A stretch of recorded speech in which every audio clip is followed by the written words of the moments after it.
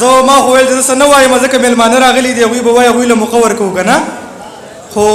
یو څو شعرونه وایم اباسین صاحب وی کاڼي د اوبو سر له راغلي دي کاڼي د اوبو سر له راغلي دي او مړي د ژوندو سر له راغلي دي کاڼي د اوبو سر له راغلي دي مړي د ژوندو سر له راغلي دي او مزه کنه مزه کنه مزه ښه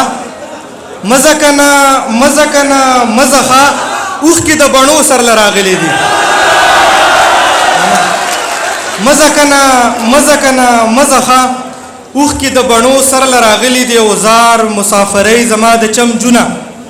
زار مسافرۍ زما د چم جونه او ټول د بلو سر له راغلي دي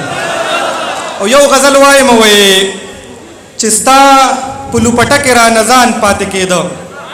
چې ستا په لوپټکې را نزان پاتې کېده سحر به مې دا سر خامخا وران پاتې کېده او ستا نومو دومره خوږ چې په شونډو به مې راغی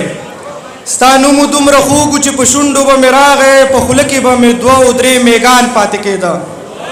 ستا نومو دومره خوږ چې په شونډو به مې راغی په خوله کې به مې دوه او درې میږان پاتې کېده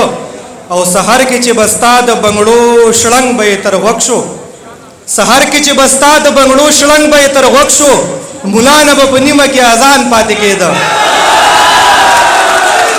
سحر کې چې به ستا د بنګړو شړنګ به یې تر غوږ شو ملا نه به په نیمه کې اذان پاتې کېدو د خان کاکا د لوړ محل او کور له برکته د خان کاکا د لوړ محل او کور له برکته زمون کره به دوه ګوتې اسمان پاتې کېده د خان کاکا د لوړ محل او کور له برکته